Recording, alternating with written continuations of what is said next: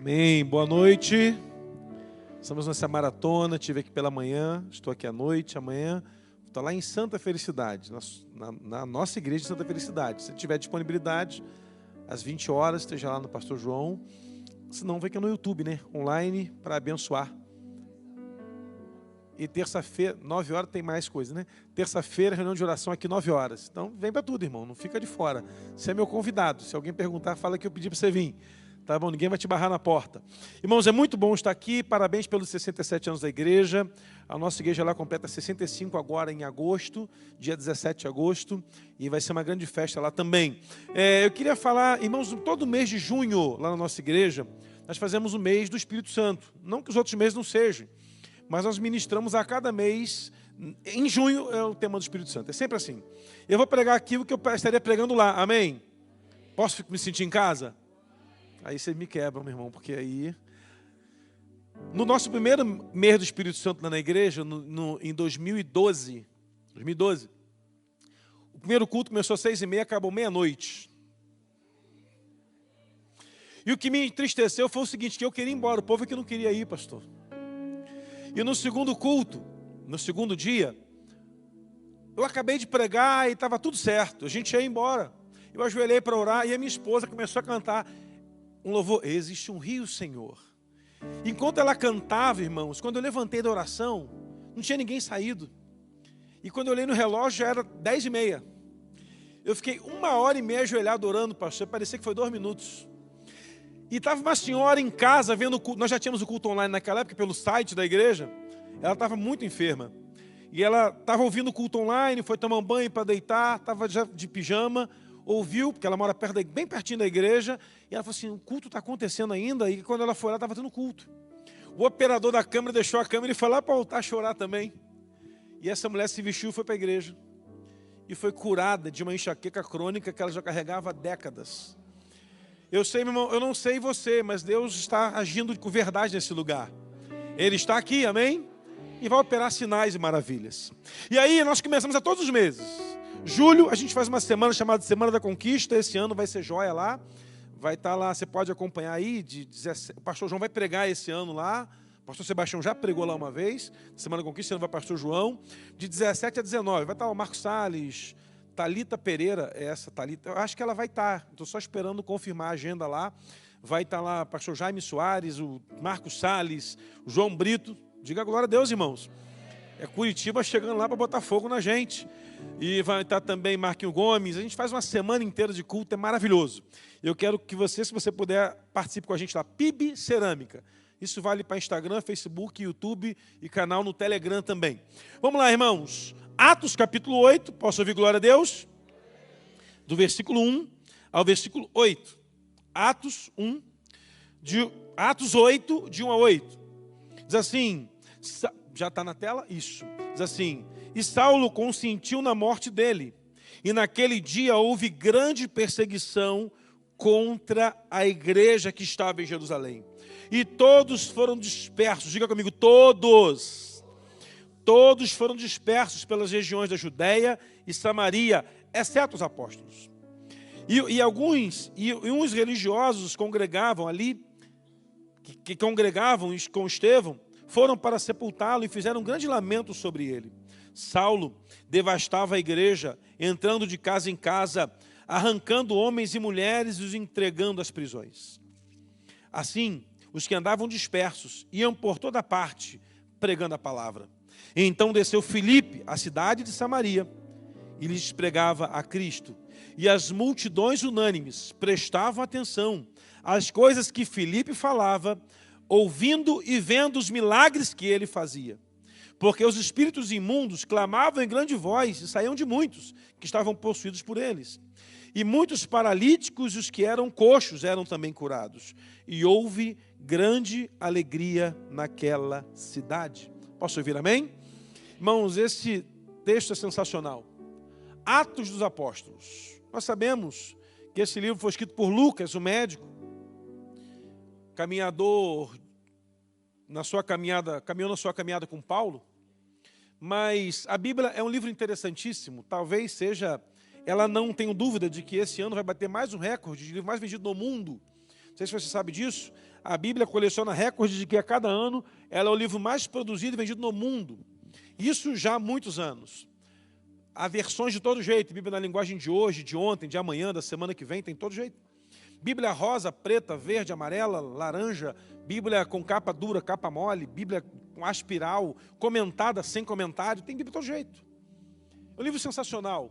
Esse livro foi entregue pelo Espírito Santo a homens que foram inspirados pelo Senhor a escrevê-lo. E ela, na verdade, não é um livro, ela é um compêndio de livros que são separados por cadeias temáticas.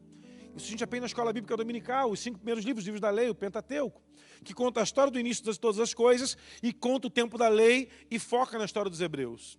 Depois temos os livros históricos, que vão contar as histórias dos reis, suas ações, e assim, vai contando naturalmente toda a história de Israel naquela trajetória. Depois livros poéticos, e aí a gente tem os profetas separados em maiores e menores. A gente sabe que os maiores e menores não são maiores e menores pelo tamanho do conteúdo do livro, porque Oséias tem mais capítulo do que Daniel, mas pela importância e relevância do profeta que profetizara para toda a nação. Esses eram os maiores. E os que profetizaram regionalmente eram os menores. E aqueles que a relevância da sua profecia demorou mais a ter sua repercussão, se tornaram também profetas menores. Aí chegamos no Novo Testamento, evangelhos, sinódicos, os 3 primeiros, Mateus, Marcos, Lucas e João, como literaturas já joaninas, que a gente pode separar assim. E aí temos Atos, 2 apóstolos, que é um livro separado dos outros. Atos está sozinho, porque ele vai narrar as ações de 2 apóstolos na igreja do primeiro século. Eu não posso chamar de igreja primitiva, porque houveram vários movimentos de igreja primitiva. Então, se eu falar da igreja primitiva, mas qual delas? Então, da igreja do primeiro século. Depois temos as cartas de Paulo, as epístolas gerais e as cartas de João, levando a gente ao livro de Revelações e Apocalipse. O que me deixa curioso é que um escritor do texto não colocou um título no livro. Não há um título para o livro. E nós, modernos, na separação dos livros, denominamos esse livro de Atos dos Apóstolos. Eu acho que poderia ser chamado Atos do Espírito Santo. Mas como o Espírito Santo não aparece, quem aparece é aquele que é movido por ele, o livro foi denominado com Atos dos Apóstolos. E é interessante que você vai perceber, do capítulo 1 ao capítulo 28, uma movimentação de homens simples e naturais, fazendo coisas extraordinárias em nome do Senhor, movidos pelo Espírito Santo. No primeiro capítulo de Atos, Jesus ele dá uma palavra aos discípulos, que eles receberiam poder, no capítulo 1, versículo 8, e vocês receberão poder do Espírito Santo, porque ele vai descer sobre vós. E aí uma coisa que a gente tem que guardar no nosso coração, que em Pentecostes, no capítulo 2, quando o Espírito Santo desceu, nunca mais ele voltou para o céu, está aí com a gente até hoje. Ele já foi derramado na porção total, não em conta-gotas. Ele não foi derramado em doses homeopáticas. O Senhor visitou a terra com o seu Espírito, que nos consola, e também que nos impulsiona e nos dá autoridade e poder. Porque Jesus disse, receberão poder. E Jesus ele continuou o texto, dizendo o seguinte, e ser-me-eis minhas testemunhas.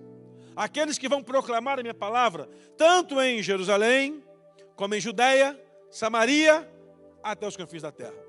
E aí o texto diz que Jesus é levado aos céus, e agora a igreja está autorizada a seguir o seu caminho. Primeiro a igreja se separa em oração. A Bíblia diz que haviam aproximadamente 500 homens ali, quando Jesus foi assunto aos céus, mas só haviam 120 no derramar do Espírito Santo. Perceba que houve uma subtração de 380 pessoas em menos de 2 semanas. É interessante que o diminuir de pessoas na caminhada, de continuar perseverando pelo derramar do Espírito, me chama a atenção. Porque não tinham Jesus com eles, e não tinham ainda o derramar do Espírito. Mas ficaram 12 pessoas, 120 pessoas perseverando extremamente. Orando, chamando pelo Senhor, clamando, dizendo, Deus, a promessa de vir, derrama teu Espírito sobre nós, Senhor. E em Pentecostes, na festa principal daquele tempo, onde haviam pelo menos 20 e tantas etnias ali representadas, o Espírito Santo desce sobre toda a carne. Aqueles homens são tomados pelo Senhor, e Pedro pega a palavra e prega com uma autoridade poderosa. 3.000 almas são transformadas para a glória de Deus. Um dia essa igreja vai fazer um evento e haverão 3.000 almas transformadas em nome de Jesus. O amém deveria ser mais forte, porque são 3.000 almas, irmãos. Vocês vão ter que derrubar o tempo e fazer com 4 galerias. Ou faz um montão de culto. Podia fazer, né, de manhã assim, você toca em 10 cultos no mesmo dia? Depende. Você fica e bota um worship e você vai, né? Você faz o pad, bota o pé no pedal e cochila. Imagina, irmãos. A igreja multiplicou 126 vezes em um só movimento. Mas há uma palavra de Jesus. Não é para ficar somente em Jerusalém. E a igreja não obedeceu. A última ordem de Jesus. Não fiquem em Jerusalém só. A palavra para ser levada a Samaria, a Judeia, a toda a Judeia e até os confins da terra. E a igreja não foi. A igreja se acomodou em Jerusalém, porque em Jerusalém tinham apóstolos. A força da igreja, uma igreja unida e forte ali, conseguia combater o inimigo. Porque à medida que as pessoas ouviam o evangelho, elas eram transformadas. Só que Deus não estava satisfeito com essa igreja presa em Jerusalém. A ordem do Senhor era: vocês precisam ir para fora. Sair daqui. E ver a perseguição, ou a primeira perseguição que viveu o cristianismo. Liderada por um homem chamado Saulo.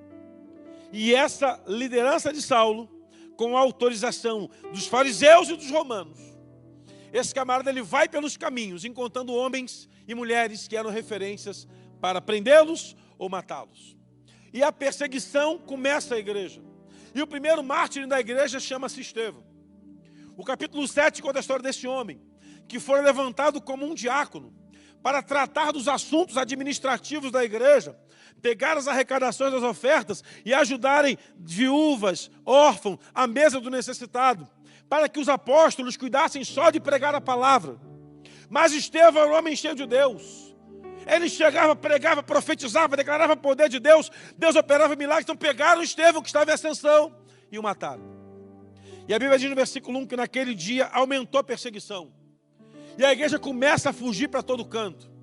E não há nada melhor do que uma perseguição para tirar um crente da zona de conforto ou da sua área de acomodação. Perceba que se estiver tudo bem, você deixa de vir no culto porque está frio, porque está chovendo, porque você está sem dinheiro. Se estiver tudo bem no casamento, você não vai na reunião de casal. Se estiver tudo bem, você não vem no culto de libertação. Mas vem um probleminha só para você ver, meu irmão. Você chega mais cedo. Você quase abre a igreja. Não olha para não constranger. De repente, se alguém assim do seu lado, você vai olhar e vai constranger a pessoa. Tem umas figuras que somem da igreja, mas passa um aperto, chega, senta na frente, canta, levanta a mão, chora, vem no altar, dá oferta e tudo. Mas a coisa melhora, volta. Meu irmão, muitas vezes, a perseguição é a porta que Deus tem para botar você no eixo de novo. E Deus está colocando a igreja no eixo. E essa igreja sai. E ela sai por toda a terra em Filipe, que não é o apóstolo, mas o diácono. Porque os apóstolos ficaram todos em Jerusalém. Ele vai para Samaria. E esse homem chega em Samaria, terra assolada e devastada pela primeira ocupação de Israel. Destruída. Povo mestiço, sem valor nenhum, sem comunicação com os judeus. E Filipe chega lá e começa a pregar Jesus. E ele começa a pregar quem? Jesus.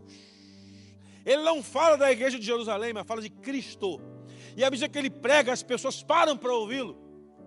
E a Bíblia diz uma coisa nesse texto que lemos, que além de parar para ouvi-lo, por aquilo que ele pregava, porque a mensagem era poderosa aos corações, os sinais acompanhavam Filipe, e as pessoas viam libertação, cura de enfermos, restauração de pessoas. Esse é o movimento do Espírito Santo hoje. Não apenas a pregação da palavra, mas os sinais acompanharem a igreja. Nunca foi tão importante sermos uma igreja de sinais de Deus. Vou te contar uma história, irmãos. Há uns 4 anos, não mais, acho que 2017, eu estava em casa, véspera de Dia das Mães, havia comprado presente para minha esposa, mas resolvi comprar uma outra, porque ela soltou assim um assunto. Sabe quando a mulher quer não. Tem algumas esposas, quando querem ganhar um presente, elas soltam assim, estou precisando de tal coisa. E eu resolvi comprar. Sei que ela ia pregar fora, saí com a Vanessa. Ela tinha optado em vender o carro dela para usar o meu. E aí, sabe o que significa? Que eu andava a pé agora. Você não tem que vender esse carro, 2 não precisa, um só tá bom. Vende esse meu, tal, vendeu. E ela andava com o meu outro, que era o meu, que era o que eu usava. E aí a gente brigou por bobagem, mas foi ela que começou. Não foi eu não estou lembrado do que foi, mas ela começou a perturbar minha cabeça, eu me aborreci. Chamei um carro por aplicativo, fui pro portão, parou um senhor com um carro, eu entrei no carro, estava vestido de ser humano, bermuda, sandália havaiana, camiseta do meu time que perdeu hoje de novo. Chega, né? Ah, Jesus. Eu sentei quietinho lá no banco da frente, estava tocando louvores, o senhor falou assim para mim, quer que mude de louvor? Não, eu falei, não, pode deixar. Coloquei o cinto e estava olhando o celular. E esse moço falou, você tem filhos? Falei, tenho filhos. Ele, vou te fazer um convite para o senhor lá na minha igreja. Ah, legal. E vamos ver até onde vai esse papo. E aquele moço começou a falar, na minha igreja tem um coral que é lindo. O coral da minha igreja é maravilhoso. É estupendo, canta que é uma beleza. Eu estava meio de cara fechada. Ah, que bom, legal. Tem trabalho para jovens. Seus filhos, meu filho deve ter 15, na época 14, minha filha é menor, tinha tendo 8, 9. Ela vai adorar ter um trabalho com criança maravilhoso, um trabalho com jovens maravilhosos. O senhor pode ir com a sua, o senhor é casado, pode ir com a sua esposa, vai adorar o encontro de casais, retiro de casais que a gente faz. E o moço foi falando da igreja dele a viagem toda. Da minha casa ao shopping dá 5 minutos, mas por conta do Dia das Mães, eu vou ter gastado uns 15. E aí eu saí do carro, ele falou, vou te dar meu cartão. Me deu o cartão. E quando eu olhei no cartão, ele era o pastor presidente da igreja. E eu fiquei chateado com aquele camarada. Porque ele teve 15 minutos comigo para falar da igreja dele, mas não falou de Jesus. Está aí o nosso maior problema. Nós falamos da igreja, mas não falamos do Cristo que é adorado na igreja. Que importância faz na vida de alguém que está sofrendo que a igreja tem trabalho com jovens e crianças? Que importância faz isso? Mas quando falamos do autor e consumador da nossa fé, que é Jesus, as pessoas mudam, porque falar da igreja não muda a vida das pessoas. O que muda a vida das pessoas é falar de Jesus. E eu fiquei chateado com aquele pastor. Quase que eu mandei para o pastor, você podia ter pregado para mim. Fui lá, comprei um bendita cafeteira,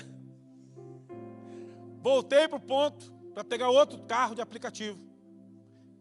Encostou um cidadão, entrei no carro e eu olhei para a cara dele. Sabe chegar lá no Ponto Chique, onde eu moro? Eu sou chique, irmão, eu moro no Ponto Chique, dá licença. Ponto Chique.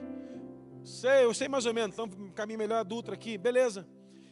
Estava tocando funk, dá para tirar o funk e botar música evangélica? Pode. Falei assim, inclusive, como é que você está com Jesus, cara? Aí ele começou a chorar. Está afastado, né? Foi mulher, né? Começou com Adão esse negócio de mulher derruba homem, cara. O que você fazia na igreja, infeliz? Tocava. O quê? Violão. Estou precisando de alguém que toque violão lá na igreja. E dali até a minha casa, fomos falando de Jesus. Eu falando para ele das maravilhas que Deus fez na minha vida, porque o melhor testemunho não é o que Deus fez com Paulo, é o que Deus fez contigo. Porque ninguém está vendo Paulo. Eles nem sabem quem foi Paulo. A gente tem uma mania de querer evangelizar o povo, ensinando teologia sistemática para eles. Você tem que entender que o homem não é dicotomista, o homem é tri. O cara tá legal, porque na visão escatológica da volta de Jesus, isso não interessa. O que as pessoas querem saber é que nós proclamamos um Cristo poderoso que transforma, restaura, liberta e traz vida a quem está sofrendo. Isso aí.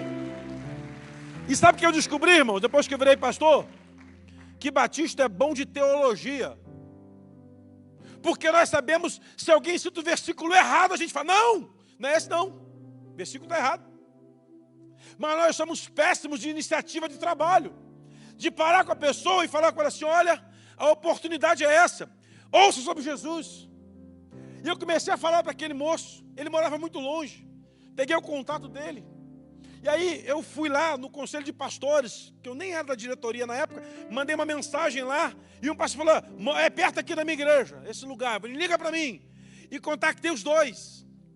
Passou um tempo, fui pregar nessa igreja, de um pastor amigo, de um bispo amigo. E no culto, esse moço estava lá tocando violão, com o casamento restaurado, com a mulher sentada lá no altar. Sabe o que é isso, irmãos? A igreja precisa sair para declarar as maravilhas de Cristo. As pessoas não estão importando para aquilo que nós acreditamos, mas para aquilo que nós vivemos, porque o evangelho é vida. Evangelho é vida. E Filipe começa a pregar. E ele está pregando como qualquer um outro. Mas o que chama a atenção do povo é que ele prega sobre Cristo. E eu queria estar lá para ouvir essa mensagem, meu irmão. Pensa num cara cheio do Espírito Santo pregando sobre Cristo. Ele é poderoso, ele faz, ele restaura, ele renova. Esse é o papel da igreja.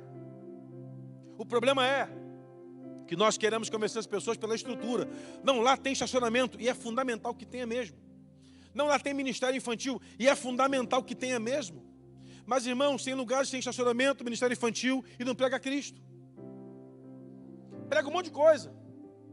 E as pessoas estão hoje sedentas por ouvir o que Deus está fazendo. Deus está fazendo.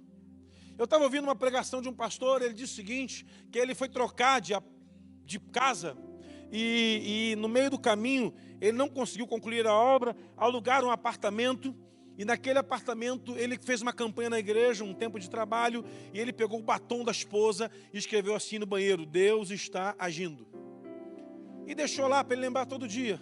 A casa ficou pronta, eles entregaram o apartamento, limparam a casa, limparam o vidro do espelho, tiraram a marca de batom.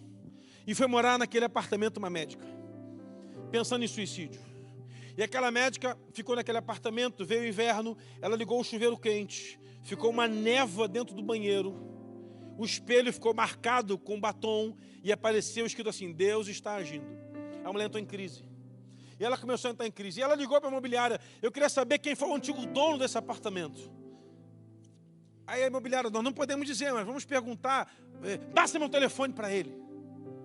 E aí ele não deu muita importância, mas falou: não pode passar meu telefone para essa senhora? Deve ter sido algum problema que eu resolveria com a imobiliária. E a mulher ligou para ele: o senhor é o antigo proprietário do apartamento tal? Ele disse: sim, sou eu morei nele, alugado por um tempo. E o que foi? Eu não sei o que está acontecendo, mas toda vez que meu banheiro fica enfumaçado, aparece escrito assim: Deus está agindo. O que significa isso? Ele disse: significa que Deus está agindo. Ela: mas sabe o que acontece? Eu ia cometer suicídio nesse dia. Eu ia matar, ia pular do 10º quanto andar lá. E quando eu olhei ali, daquela fumaça, vi Deus está agindo, eu entrei em crise. O senhor pode me orientar sobre como Deus está agindo? Ele falou: sim, vem até aqui. E se andou com aquela senhora no gabinete. E aquela mulher foi transformada pela palavra de Jesus, se converteu ao Senhor. E o testemunho daquela mulher é a mulher de que Deus está agindo. Você pode não estar vendo, meu irmão, mas Deus está trabalhando.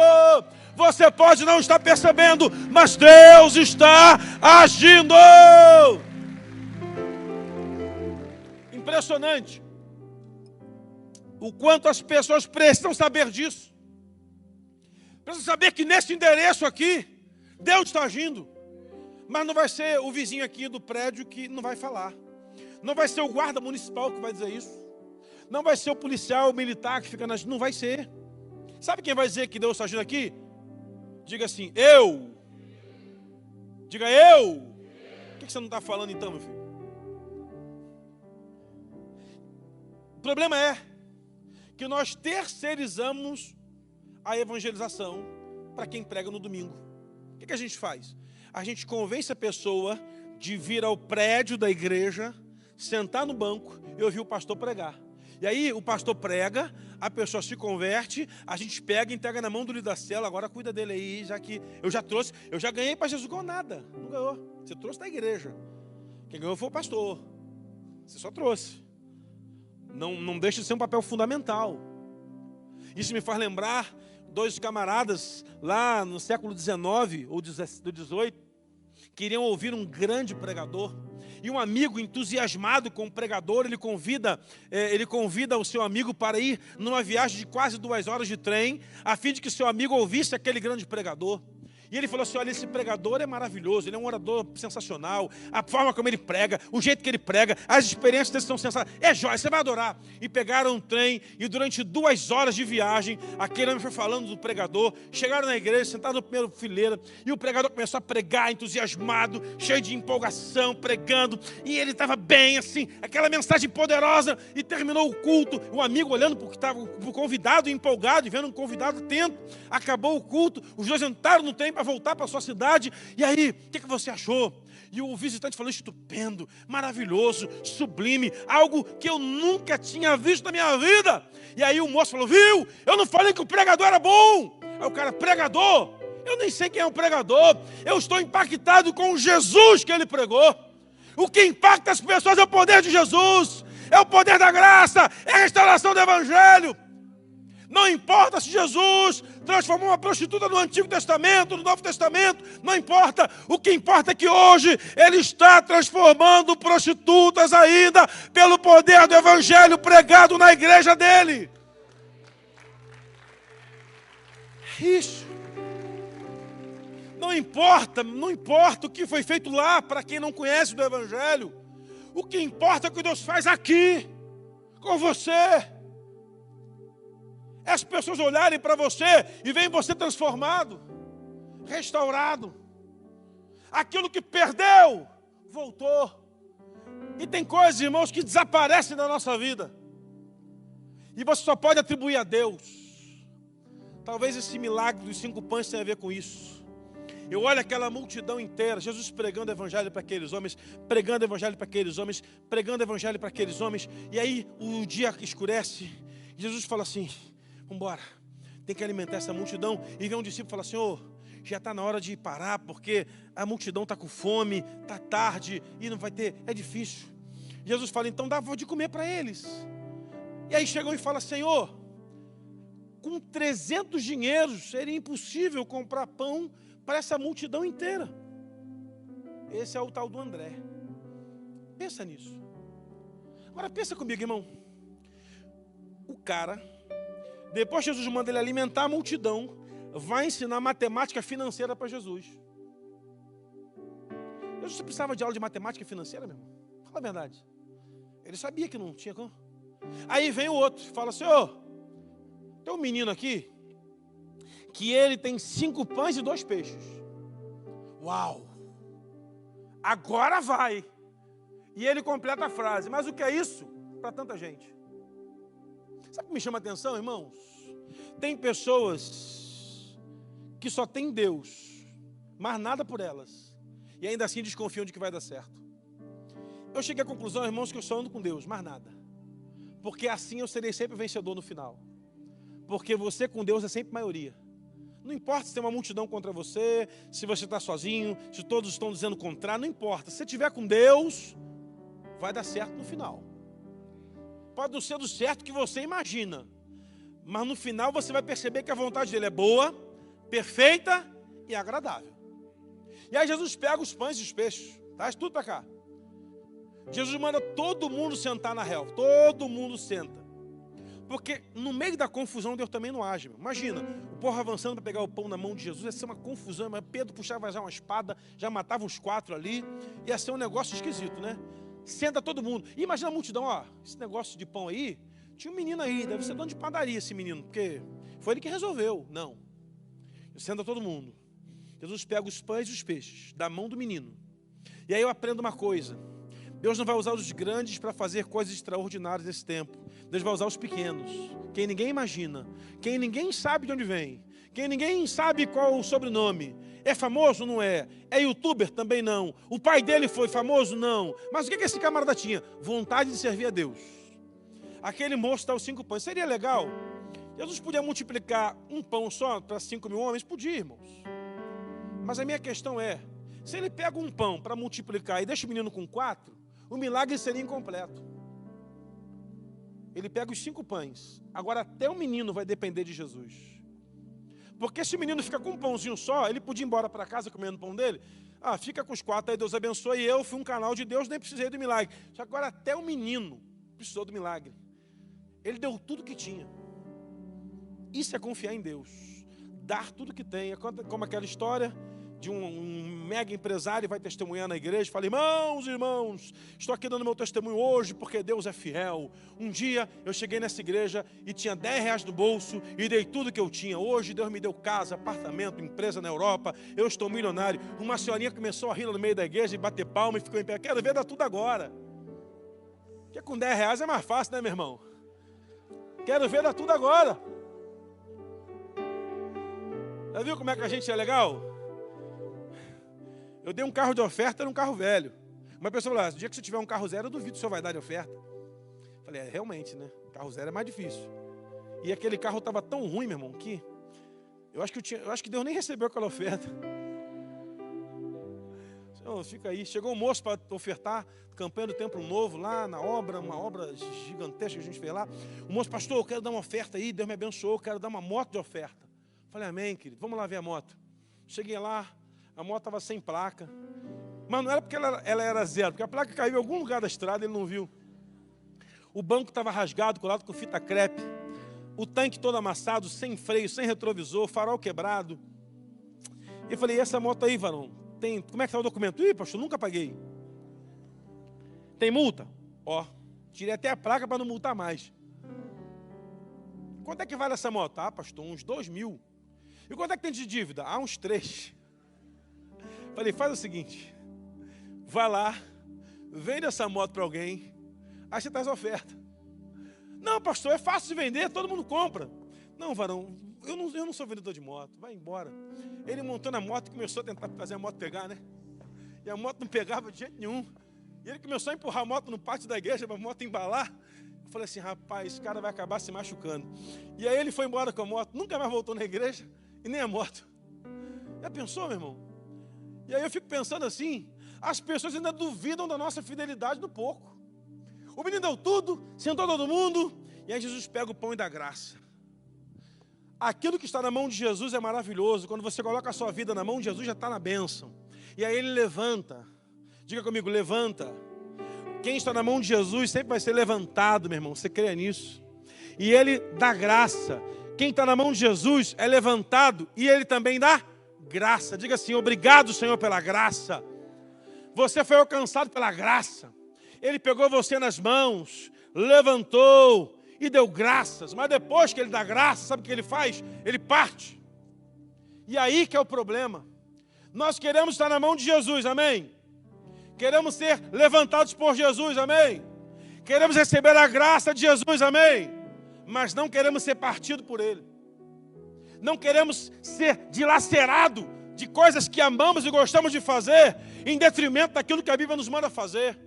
Nós aceitamos que Deus faça tudo pelos outros, mas sacrifício nosso a gente abre mão. Jesus parte o pão, e a multidão só é alimentada quando o pão é partido. Quando o pão é partido. E ele tem 12 discípulos para alimentar aquela multidão. Eu até creio que outros devem ter ajudado. E aí começa 12 homens com uma porção de pães nas mãos. Eu imagino o seguinte: Pedro, um cara intempestivo, um camarada de temperamento esquisito, dizem que é sanguíneo, é isso, né? É hemorrágico, igual a mim. Explode qualquer negócio. Se alguém meter a mão no pão aqui, eu meto a mão nos cornos, vem devagar. Primeiro as mulheres, e depois os idosos. E quem tiver Covid fica para o final. Pedro é assim. João deve ter começado a chorar. Não vai dar certo, muito pouco pão para tanta gente. Ele era do amor. Se eu pudesse, eu comprava o pão para todo mundo. Tomé, eu não creio que vai acontecer. Não vai dar certo. Eu sou um cara... Tomé é o da incredulidade. Aquele crente que não acredita que nada vai dar. Não vai dar. Eu sei que não vai dar, não vai dar, não vai dar. Vai ser a maior vergonha. Judas deve ter comido pão todo. Farinha pouca, meu pirão primeiro. Era o traidor, né, irmão? Mateus, o homem da contabilidade, se dividir essa porção de pão por 37.000 moléculas de partículas de farinha, vai cada um colocar um cisco na língua. Que turma difícil, Jesus, hein? A gente olha o milagre assim, pensa que foi só pegar isso aí. Eu acho que o nego ficou olhando assim: deixa fulano ir na frente. Não, vai lá. Vai, querido, vai. Shalom, vai na paz, vai. porque vai que falta pão. Aí faz a seguinte conta, eram 5.000 homens, sem contar mulheres e crianças. E eu estava ouvindo uma vez uma pessoa dizendo o seguinte, olha, 5.000 homens eram considerados para ser homem casado, então tinha 5.000 homens, com 5.000 mulheres 10.000, o judeu tem 5 filhos, você bota aí 50.000 cabeças de pessoa para comer. E tudo crente, irmão. Sabe como é que é crente comendo, né, irmão? Fala a verdade. Crente tem uma peculiaridade. O crente come bem, leva para casa e fala mal da festa. Aqui não tem isso em Curitiba, mas na igreja da minha mãe é assim. O povo leva, come, tem como levar um pouquinho. Todo crente tem na bolsa uma sacolinha. A irmã vai para um casamento com uma bolsão, né? Só com um kit de maquiagem e uma máscara para evitar Covid hoje em dia. Aí abre a bolsa, pega uma sacola que tinha um guarda-chuva dentro, ó, guarda-chuva, conversa. Aí começa a botar coisa, esse bolo, eu gosto de comer bolo gelado, que pega da geladeira amanhã de manhã no café. Gosta assim, crente faz isso. E o povo comeu. Mais um pedacinho aqui, ô seu Pedro, mais um pedacinho que minha mulher está com fome, está grávida, de gêmeo. Aí, aqui, mais pão. Acabaram-se os pães, sobrou. E agora tem pão sobrando. E é lindo isso. Arrumaram cestos. Encheram 12 cestos até o gargalo. Eu acho que por uma questão de honra, os 12 cestos têm que ser dados para esse garoto levar para casa, que o pão era dele. Ó, leva tudo para casa. E teve gente que não comeu do milagre. Não estava lá vendo o milagre, mas comeu da porção que sobrou. Alguém testemunhou o que aconteceu. Que pão é esse aí? Não está sabendo não? Não. Jesus estava lá no monte, ensinando a palavra, foi maravilhoso, e depois ele pegou os 5 pães, multiplicou os pães, todo mundo comeu, sobrou pão, e esse pão está aqui, é prova viva de que você está comendo de um milagre. Irmão, o milagre, ele impacta as pessoas quando nós o vemos e quando nós ouvimos sobre ele. É maravilhoso dizer o que Jesus está fazendo em nossa vida para fortalecer a fé daquele que está esmorecendo. Porque o que fortalece a sua fé é a minha experiência. O que fortalece a minha fé é a sua experiência. E as nossas experiências vão escrevendo a história do Evangelho nesse tempo na terra. Agora você pode escolher experiências naturais com Deus. Mas Deus não vai fazer para você com que experiências naturais marquem a vida dos outros. Deus é provedor de experiências sobrenaturais. Perceba, meu irmão, que na Bíblia há milagre de Gênesis a Apocalipse. Não havia nada sobre a terra. O Senhor se movia sobre a face das águas e ele disse, haja luz, e houve luz. Tocou aí. Disse, haja separação dos firmamentos. Acabou, separado. E ele começa na terra a declarar que nasçam árvores frutíferas. E a árvore não estava num céu boiando, ela brota da terra e já nasce com frutos. Haja peixe no mar, já tinha o mar, agora haja peixe ali, répteis que se movam pela terra, animais por todo canto. E o Senhor foi dando a palavra, e pela sua palavra foi tudo acontecendo. A palavra que sai da boca do Senhor é o que move a nossa vida.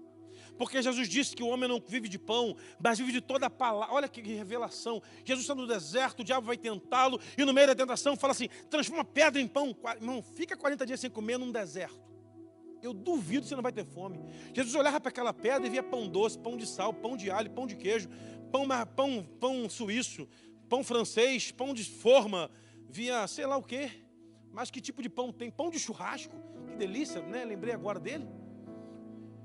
Mas ele pensou assim, não, eu posso transformar pão em pedra, em pão, fácil. Mas aprenda uma coisa, Satanás. Quem ouve do Evangelho é alimentado pela palavra que sai da boca de Deus. Eu sou testemunho disso. Eu, quando era criança, irmãos, já te falei isso aqui, éramos uma família bem humilde. Nós éramos os mais pobres. Os pobres pegavam as coisas e davam para a gente o que sobrava. Então, ganhava roupa japonesa, que me davam. Já ouviu falar nessa marca? Que me davam. Sapato era o que me deram. Camisa era o que me dão. Só marca japonesa. Você conhece essa marca? Cadê o rapaz do Japão? Você viu essa marca lá? Que me davam, que me deram e que me dão? Era o que eu tinha. sapato era apertado, a calça era curta, a blusa de manhã que tinha que cortar, porque o braço era maior que a blusa, e fazer bainha, e assim era. E foi uma época muito difícil, quando eu era adolescente, novo convertido, e aí não tinha nada para comer. Uma vez em casa, falei assim, eu morava nessa época com minha avó, uma fome louca, e não tinha, estava em férias na escola, que eu comia na escola, e ela falou assim, minha avó falou assim, ó, se não tiver o que fazer, vai ler, que ler mata a fome, não tinha televisão. Aí eu pegava a revistinha na escola bíblica, que lia ela toda, fazia todos os exercícios. Aí comecei a ler a Bíblia para matar a fome. E eu não sei se matava a fome realmente, mas depois que eu começava a ler a Bíblia, eu esquecia que tinha precisava de comer. E aí, nessa trajetória, quando eu era adolescente, eu li a Bíblia toda e falei com o pastor assim, que era meu pastor na época, pastor, eu li a Bíblia toda. Ele, mas por quê? Não, é legal. E tem um negócio que eu não entendo. Por que os milagres não acontecem mais hoje em dia? Foi o meu primeiro pastor que falou isso. Não foi o Sebastião, que esse me ensinou certo. O outro me ensinou diferente. Não vou dizer que foi errado, mas foi diferente. Falei assim, por que os milagres... Ele, meu filho, isso é coisa para o passado, isso é lá para trás. Mas hoje em dia não tem mais nada disso. Nada. Falei, pastor, porque aqui fala de milagre. Não, isso não tem mais. E eu comecei a ter uma crise de fé. Por que os milagres não acontecem mais hoje, como aconteciam lá no tempo da Bíblia? E eu perguntava e não tinha resposta na igreja. E aí eu ia para cultos jovens, e culto jovem é um negócio legal, porque o jovem está sempre na frente, né? Buscando um negócio que ninguém está buscando, tocando música que ninguém toca, cantando de jeito diferente. E eu ia lá, eu via de milagres, mas não via milagres. Até que um dia, eu estava vindo com a minha família, minha mãe não era crente ainda, andando na rua, um moço endemoniado na rua, um moço alto, um brancão, 2 senhoras orando por ele estava com uma calça, devia ser de candomblé, sem camisa, pulando no meio de uma feira, uma confusão tremenda, e eu fiquei apavorado com aquilo. Minha mãe falou assim, ó, tá vendo isso aí? Isso é demônio, você quer ser crente? Ó, vai ter que tirar demônio dos outros. Eu com medo tremendo, fui embora assim, olhando para o lado, e fui, gente, Deus me livre esse negócio. Aí eu amadureci, cresci, e muitas vezes tive que expulsar demônios de familiares meus, lá que eu aprendi a fazer libertação. O poder do evangelho começou a me impactar, sabe por quê? Porque eu vi aqui, dizendo o seguinte, Deus ainda faz. Não é possível que não faça. Marcos capítulo 16 diz que os sinais acompanham aqueles que creem. E eu sou um dos que crê, meu irmão. Eu sou um dos que crê. Eu não tenho dúvida de que Deus pode operar milagres hoje aqui. Eu não tenho dúvida de que Deus vai operar milagres hoje aqui. Agora, para que isso aconteça, eu preciso estar na mesma sintonia que estava Filipe, pregando a Cristo no poder do Espírito Santo. Porque qualquer pessoa pode pregar a Cristo. Qualquer pessoa pode falar de Jesus. Mas falar com autoridade e intrepidez do poder do Espírito Santo é só aquele que está cheio dele. E aí é uma decisão que nós precisamos tomar como igreja. Nós podemos optar em ser uma igreja natural ou ser uma igreja que anda no sobrenatural. Eu peguei na igreja uma mensagem no ano passado, ano retrasado nesse tema. Uma igreja fora do comum. Uma igreja comum faz tudo o que a gente faz. Mas uma fora do comum faz o que a gente faz, mas os sinais do Senhor permanecem naquela igreja. E então, irmãos, eu tenho olhado assim. Eu não venho para o culto, para prestar um culto ao Senhor somente. Eu não chego aqui para sentar na cadeira e aprenda isso, para poder ouvir o que o pastor vai falar, para alimentar minha semana. Não, não é para isso. Você vem para cá porque nesse endereço está se manifestando o Criador dos céus e da terra. Ele tem todo o poder ainda no céu e na terra. Os serafins declaravam uns aos outros dizendo, Santo, Santo, Santo é o Senhor dos exércitos. Toda a terra está cheia da sua glória. Você lembra daquela? Tua glória enche a terra, tua glória enche os céus, tua glória enche minha vida. Essa é da antiga, hein? Tu não é novinho, né? Tu tem a mãe, hein, varão? Tu não é bobo, não. Essa aí. Tua glória enche os céus, tua glória enche minha vida. Pega as suas mãos e diga maravilhoso. Maravilhoso é. Diga mais forte. Maravilhoso é poder te adorar. Maravilhoso é tocar nas tuas vestes. Maravilhoso é te contemplar, Senhor. Aprendeu? Vamos lá mais uma vez. Maravilhoso é. É ou não é verdade, irmão? Maravilhoso é poder te adorar.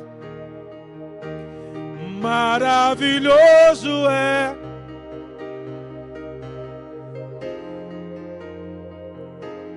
Maravilhoso é te contemplar, Senhor. Maravilhoso. Um dia eu estava num lugar e vi um livro, Caçadores de Deus. Falei, Deus não precisa ser caçado, isso é papo de maluco, vou comprar não. Mas eu sou meio doido, eu fui lá e comprei o livro. Deixei em casa uns 2 anos para ler. E comecei a ler o livro. E comecei a perceber, meu irmão, que Deus está sendo procurado por algumas pessoas que estão incessantemente buscando a visitação dele. Gente que quer Deus por qualquer negócio. Eu quero é Deus. Eu quero estar onde Deus está. Naquele livro, Conhecendo Deus, Fazendo Sua Vontade, diz que as pessoas vão onde Deus está agindo. Eu comecei a ir em lugares onde Deus estava agindo e ver coisas que eu nunca tinha visto. Eu já era pastor. Eu chegava em lugares e via pessoas orando por enfermos, eles sendo curados. Falava, Senhor, o que está acontecendo? E aí Deus me falou uma coisa, nessa minha crise, dizendo o seguinte, só depende de você. A autoridade e o poder está nas suas mãos, porque você já foi cheio do meu Espírito. É como se eu tivesse recebido de Deus um presente e guardei numa gaveta e esqueci de abrir. E aí eu comecei a exercitar isso. Comecei a ir a lugares e a orar por pessoas doentes. E o que me chamava a atenção, irmãos, é que ninguém era curado. Deus, o que está acontecendo? Eu estou na fé, ninguém está curando, o Senhor não está curando ninguém. E aí o Senhor me disse uma palavra uma vez, a sua incredulidade te atrapalha de ver eu agir. Eu ouvi isso numa pregação de uma pastora, pregando num congresso de despertamento espiritual, e Deus falou comigo, a sua incredulidade, porque se Deus não curar, o que vão falar de mim? Não importa o que vão falar. Desde aquele dia em diante, irmãos, eu procurava momentos e lugares onde Deus estivesse para que Ele pudesse me usar. E aí, sabe o que acontece? Deus usa. Cheguei em lugares, irmãos, onde estava o caos estabelecido. Estava em casa um dia dos pais. Chegamos, fomos almoçar fora. Eu estava deitado, toco o interfone da minha casa, meu filho atende. Pai, doutor fulano, era um médico que era membro da nossa igreja. E puxa, o que foi? Ele, olha, pastor, está tendo um problema lá na maternidade, tem uma moça lá endemoniada, ela já derrubou paredes de drywall com a pernada, já mordeu enfermeira, está quebrando, está para o senhor ir lá? Ele tinha trocado para uma outra igreja. Eu falei, por que você não chama o seu pastor? Ele, meu pastor não tem capacidade de expulsar demônio, não. Eu falei, mas você está pior que o pastor, porque você está crendo que ele não tem capacidade, o negócio está ruim. Ele estava de moto, não, vai que eu vou com o meu carro. Aí eu troquei de roupa, fui, cheguei lá no hospital, irmãos.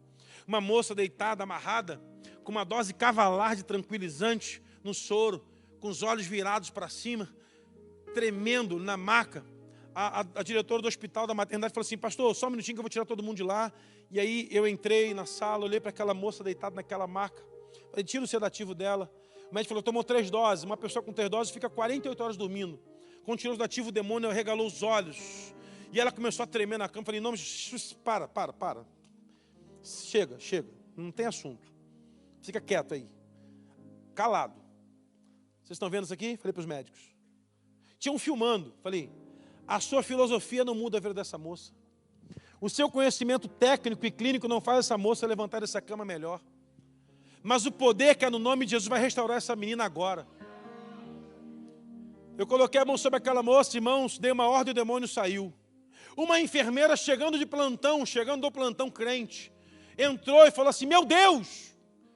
Aqueles crentes assim, diferenciado, já entrou assim, meu Deus, aleluia! Deus botou um anjo aqui dentro. E todo mundo olhou para ela. Vocês não viram, não? Eu falei assim, bom, eu não vi, porque eu sou crente há quase 30 anos, 34 anos, e nunca vi um anjo, irmãos. É impressionante isso, né? Eu até quero ver, mas nunca vi. Mas tem gente que vê anjo, vê essas coisas todas, eu nunca vi, sou sincero, irmão, adoraria ver. E ela falou assim, vocês não viram, não? Ele passou com uma espada aqui e colocou um demônio para fora. Ela não sabia o que estava acontecendo. Os médicos ficaram impactados com aquilo. olharam assim para aquela técnica de enfermagem. Falei, está vendo? Se ela estivesse aqui, o demônio teria saído. Porque não é por nosso conhecimento, não é por tudo que nós estudamos, não é por toda a sabedoria que a academia pode nos dar, mas é pelo poder revelado na cruz do Calvário que as pessoas são libertas em nome de Jesus.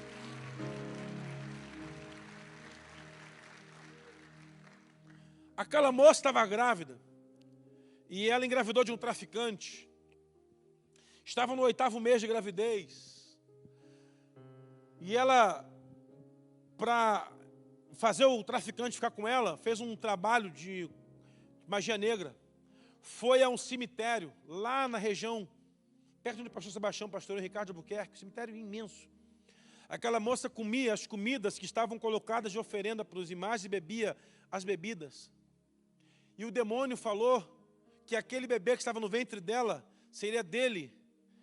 Mas para que o bebê fosse dele, ela tinha que se entregar ao diabo. E ela disse que não queria, porque não queria ver o filho assim. E eu orei por ela e comecei a pensar, Senhor, esse menino que está no ventre dela vai ser um grande homem de Deus, vai ser um profeta e tal. Aí a enfermeira falou assim, como é que você sabe que é menino? Eu falei, eu não sei. Porque é menino? É, eu já sabia. E como é que você está falando? Que eu estou ficando doido, igual vocês, médicos aqui também. Porque é menino, eu profetizei e saiu menino. Então vamos continuar. E eu falei, Senhor, aí eu soltei o nome. Miguel vai ser um homem de Deus. Aí a moça falou, mas o nome dele vai ser Miguel. Eu falei, está ligado na terra e no céu. E aí essa moça teve um bebê. O pastor amigo, vizinho dela, de uma igreja batista do Fogo também lá perto da gente, começou a consolidar essa moça. Apresentou o Miguelzinho para Jesus. A moça segue com Jesus. O Miguel vai para a igreja. A mãe foi transformada, o pai foi transformado, os irmãos foram transformados, o quintal foi transformado. Aquela moça chegou na maternidade tomada por Satanás, mas saiu liberta pela palavra de Jesus, porque os sinais acompanham aqueles que creem. Ah, eu vou, meu irmão. Agora, por que isso? Porque eu não me permito andar vazio de Deus. Eu quero andar cheio de Deus, meu irmão. Cheio de Deus. Se eu tenho oportunidade de parar ali, eu vou orar para Deus me dar uma autoridade de poder, me dar visão. Porque nós precisamos ser a resposta para esse tempo. O texto, no versículo 8, diz assim no final dele: e houve alegria, grande alegria naquela cidade. Diga comigo, e houve grande alegria naquela cidade.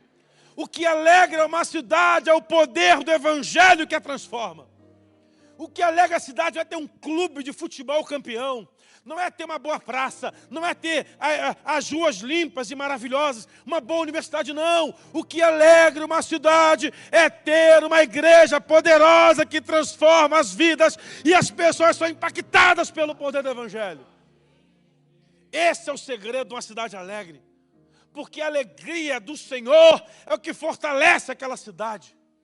E aí, meu irmão, eu tenho olhado e visto que pós-pandemia nós temos que decidir se vamos andar no mover do Espírito Santo, cheios dele, ou se vamos andar de qualquer maneira, vindo na igreja, não largando o cigarro, não largando a bebida, de vez em quando um vinhozinho, de vez em quando uma cervejinha, só socialmente. Não, irmão, crente não tem vida social na terra, a vida social do crente é no céu. Que começa aqui na terra, quando começamos a adorar ao Senhor aqui, o céu se move, esse é o nosso movimento social. O nosso movimento social é com gente cheia do Espírito Santo, é com os anjos que se movem de um lado a outro nesse lugar, declarando que Ele é santo. Ah, mas aí uma ovelha vem contar uma história, pastor, eu vou casar, e no meu casamento eu tenho um tio meu que bebe, e eles estão falando que não vão na minha festa se eu não botar cerveja. Eu falei assim, minha filha, você não bebe, certo? Certo.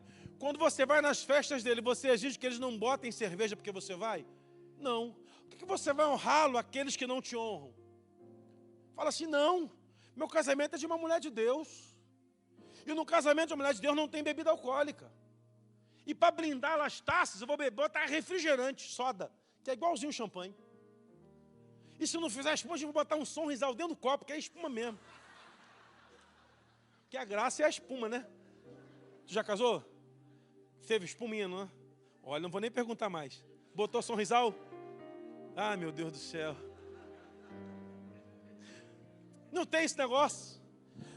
Quem se constitui inimigo de Deus, se tornou inimigo do mundo.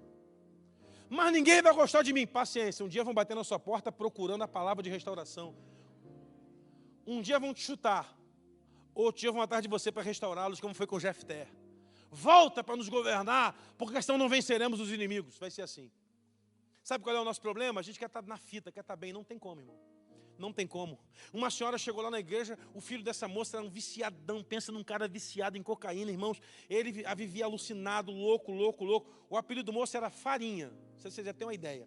De tanto que ele andava cheio de cocaína. Converteu, meu irmão, esse moço voltou do encontro pegando fogo. E ele ia para o monte orar, e orava. E pastor, eu consegui um emprego, mas eu não tenho um sapato para ir para o emprego. Você calça quanto? 44. Eu também calço. Acabou o culto, eu tirei meu sapato e dei para ele. Vê se dá em você. Deu. Já vai trabalhar amanhã. Pastor, falta agora um terno. Pô, aí tu me quebra, que você é gordo, eu sou magro. Quem tem um terno que cabe em você? E aí chamei um membro lá da igreja. Você tem um terno lá preto? Tenho, não uso. Então dá para ele. Já vai trabalhar amanhã, eu vou na C&A, que lá é barato. Compra um terno e te dou também. Deixa ele trabalhar. E o moço foi trabalhar de segurança. E aí foi efetivado na empresa, voltou radiante. Falou assim, eu vou dar meu salário inteiro para Deus de oferta no meu primeiro salário. E esse moço chega no primeiro culto, depois de 30 dias trabalhado, chega lá, vem no altar, chorando. E entrega um envelope com todo o pagamento dele de oferta a Deus. Primeiro emprego de carteira assinada com 20 e poucos anos. E esse moço está trabalhando e a mãe soube. Aí a mãe marcou um gabinete comigo, uma luta para conseguir um gabinete que ela conseguiu. Todo mundo espera um mês, ela esperou uma semana. Não sei como é que consegue, né? Queria falar com o senhor, pastor. Falei, pô, não. O senhor fez um negócio muito errado com meu filho. O que eu fiz com seu filho? Eu sou mãe de fulano. Ah, sim. Eu soube que ele deu o dinheiro todo para a igreja que ele ganhou. O senhor acha justo ele trabalhar 30 dias e dar o dinheiro para a igreja? Ele não deu para a igreja nada. Não, deu sim. O senhor não está sabendo, não. Ele deu para Deus. Tem diferença. Porque nós aqui não ofertamos para o prédio. Nós ofertamos para o Deus do prédio. Ele deu para Deus. E talvez por esse motivo a sua vida não muda financeiramente. Você está dando oferta para a igreja. Para com isso, irmão. A igreja não dá oferta não. Dê para Deus. Porque é Ele quem multiplica sobre a sua vida. Não vou dar essa oferta aqui para ajudar a igreja. A igreja não precisa da sua ajuda. É você quem precisa da ajuda da igreja. É o contrário. Porque é aqui que Deus se move. É o contrário. Muda essa mensalidade aí tua. De que eu estou ajudando a obra. Não. A obra é que te ajuda, irmão. Se você para de fazer a obra, você morre. Porque se você morrer espiritualmente, você morre de todo jeito. Então vai devagar. Você não é a última bolacha do pacote. Não. Se você não contribuir, a igreja vai continuar avançando. E se você contribuir, você é um privilegiado em financiar o reino. Eu falei isso para aquela senhora. Ela, mas eu quero dinheiro de volta. Eu falei, eu não tenho autorização para devolver o dinheiro da senhora. Eu vou ligar para o administrador da igreja. Se ele nominou o envelope, a gente pode pegar um envelope. Eu vou chamar seu filho aqui e vou pegar esse valor, vou entregar na mão dele, ele entrega a senhora. Pode ser assim? Pode. Mas eu vou fazer uma pergunta à senhora. Quando ele fumava lá na boca de fumo, a senhora ia lá pedir de volta o dinheiro ao traficante? Ela, não, o senhor está louco? Por quê? Ele ia me matar? Eu falei assim, tomara que o Deus da igreja não mate também a senhora.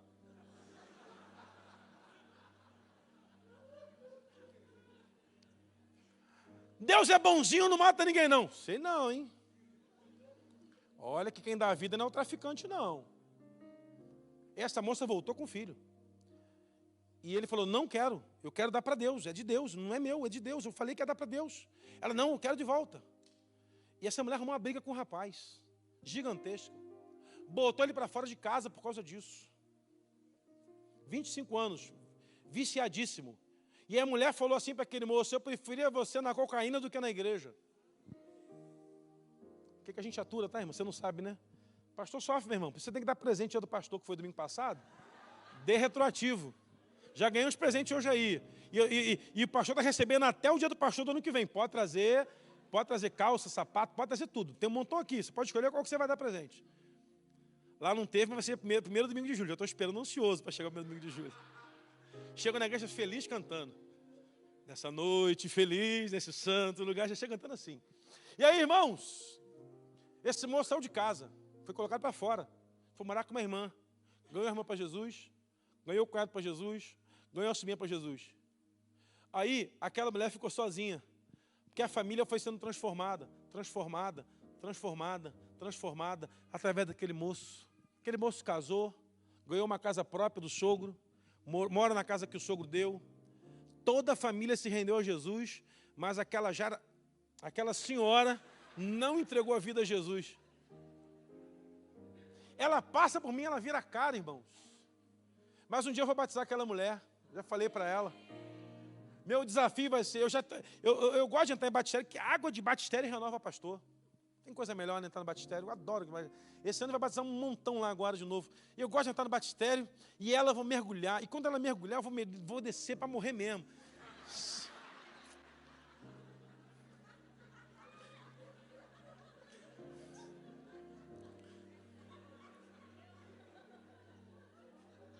Porque tem uns que tem que morrer no ninho, irmãos. Morrer no ninho. Mulher ruim. Que coisa esquisita. Eu sou um cara legal pra caramba. Ela se levanta contra mim. Que só fiz o bem para a família dela. Olha isso. O poder do evangelho é esse. Que vai causar divisão na casa muitas vezes. Porque o evangelho vai entrar, a maldade vai ter que sair. Uma moça se converteu, o pai era altamente viciado em cigarro, e ela chegou em casa e ela estava incomodada com o pai fumando, ela ungiu o maço de cigarro do pai. O pai falou, cigarro está com gosto esquisito. E ele começou, negócio estranho, engasgou, negócio estranho. E aí eu vou fumar mais não, jogou o cigarro fora. Eu nunca vi falar em cigarro ungido, hein, meu irmão? Eu falei, não espalha isso não, que a nossa igreja é mal falada aí. Vão falar que eu estou mandando ungir cigarro agora. Não, pastor, Deus mandou fazer. Se Deus mandou fazer, dá certo. O pai parou de fumar. E a mãe tinha falado assim para Deus, lavando roupa. Se o meu marido largar o cigarro, eu vou para a igreja com a minha filha. Olha como é que Deus faz a obra, meu irmão. A mãe converteu também.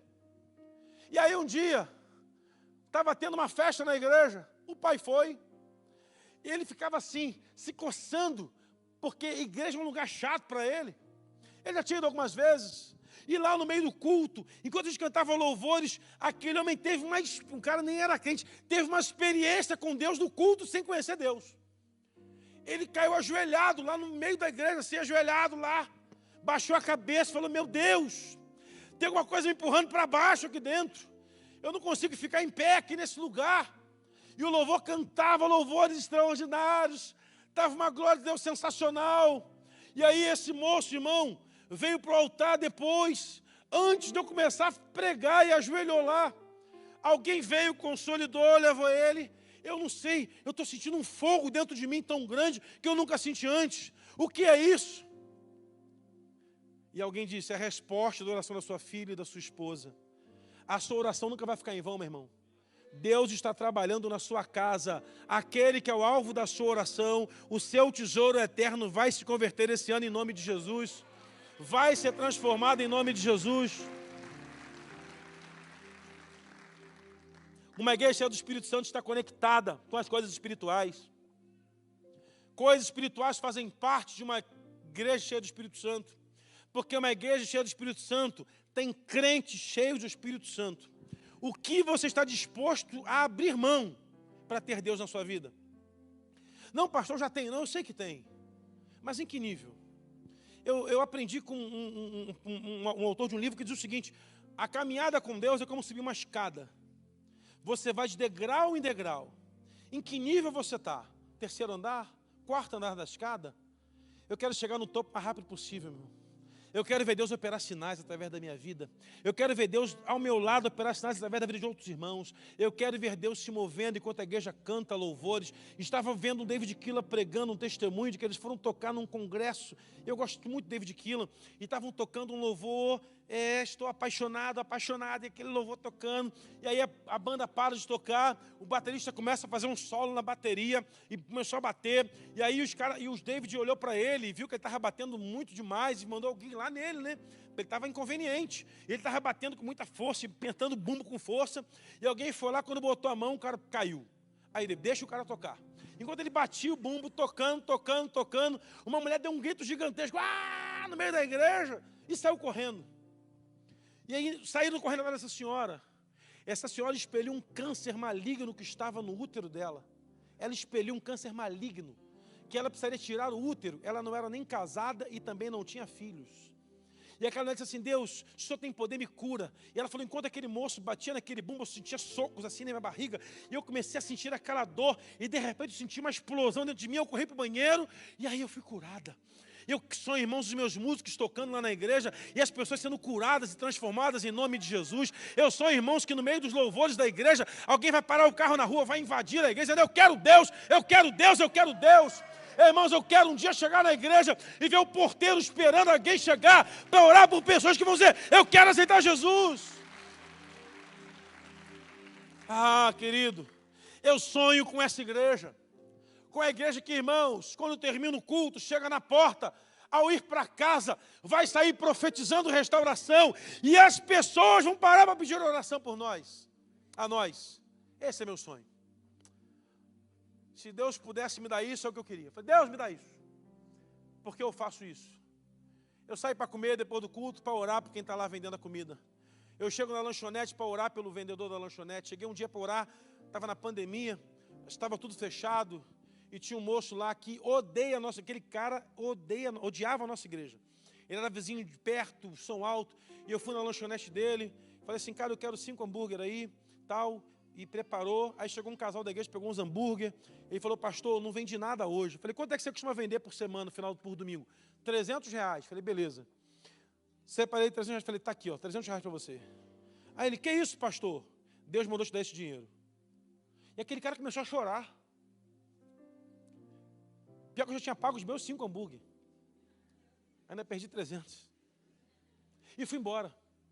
Passou, pandemia acabou, deu tudo certo. E esse moço um dia foi lá falar comigo, pastor, eu quero te agradecer. Sabe aqueles R$300 que você me deu? Eu falei, não sei. Eu tinha uma dívida para ser saldada e faltavam R$300. E eu fui para ele dizendo, Senhor, eu pedi a Deus, Senhor, esse homem incrédulo, é fácil vender R$300. Já são quase 10 da noite, está chovendo, não tem ninguém aqui, bairro fechado por causa da Covid, não vou vender nada hoje. Quando o senhor chegou, eu falei, já vi aquele pastor chato. E quando o senhor me deu aquele dinheiro, é como se Deus falasse, está aí, os R$300 que você precisa para você pagar a sua conta. Você pode ser usado na simplicidade, meu irmão. Você não precisa pegar o microfone e pregar para 1000 pessoas, mas você pode dar o seu agasalho para um morador de rua. Você pode comprar um cobertor por R$40 e abençoar quem está no frio essa noite. O poder do Evangelho passa por isso. Talvez, irmãos, você não tenha coragem de alguns crentes que param do lado do mendigo fedorento para sentar do lado dele e proclamar Jesus para ele. Temos lá na igreja um ministério que está parado agora por causa da pandemia. Entregávamos 500 refeições toda terça-feira. Várias igrejas fazem esse trabalho. E aí, irmão, eu vejo gente lá na igreja que tem um posicionamento financeiro agradável, tranquilo, carro bacana, coloca caixa de isopor com marmita quentinha para levar comida para morador de rua. E aí chega lá, tem gente lá, irmão, que viaja para fora do Brasil, senta do lado do mendigo, fedorento, está sem tomar banho, abraça e ora por ele, canta louvor com ele. Esse é o evangelho que nós cremos. Eu fui lá, a primeira vez que eu fui, estava frio, tive que deixar meu casaco com um. Da outra vez que eu fui lá, o cara, pastor, o senhor calça quanto? 45. Poxa, eu calço 41. Aí eu olhei para o William assim, William, tu calça quanto? Então dá teu tênis para ele. Pastor, mas eu só tenho esse. É esse mesmo que você tem que dar. Ele só quer esse. E deu para ele. Esse William é um cara tão jóia, irmãos, tão abençoado. Ele é um cara sensacional. Pensa que tudo que ele faz anda. Esse camarada sentava com um morador de rua fedorento, urinado, fedido, e ficava minutos falando de Jesus para aquele homem. A nossa igreja vai onde ninguém quer ir, irmãos. A gente evangeliza prostituta, morador de rua, menor abandonado. Vamos jogar bola, eu não fui mais, mas só vai lá jogar bola para o pessoal do centro de recuperação, para orar com eles. Cheguei um dia no centro de recuperação lá, parei, eu falei até com o pastor Calixto hoje cedo, parei meu carro lá para conhecer um projeto. Pensa num cara chamado, pastor Aldo, um cara extraordinário. O cara é um gentleman, um cara fala assim com uma fineza. E aí, pastor Aldo, como é que você começou? Eu não era pastor da igreja tal, Assembleia de Deus, lá tinha mais de 1.200 membros. Deus mandou largar a igreja e vir para cá, começar esse trabalho. Deus mandou. A minha mulher e minhas 2 filhas vieram comigo. Meus irmãos, esse cara mora numa roça, num casebre de velho, com telha de barro, sem internet, sem telefone direito, sem nenhuma tecnologia. Ele vendeu o carro dele para fazer obra naquele lugar. Eu saí dali impactado com aquele homem chorando, dizendo, Deus, eu não sirvo para nada mesmo, Senhor. Cheguei na igreja e falei, irmãos, eu quero ajudar lá com cimento. Eles precisam de 300 sacos de cimento. Se ninguém der o cimento, eu vou dar tudo. Nos juntamos um cimento, demos cimento, tijolo. Fizeram o primeiro módulo, o segundo módulo lá. Entram os homens lá, irmãos, arruinados, acabados, destruídos.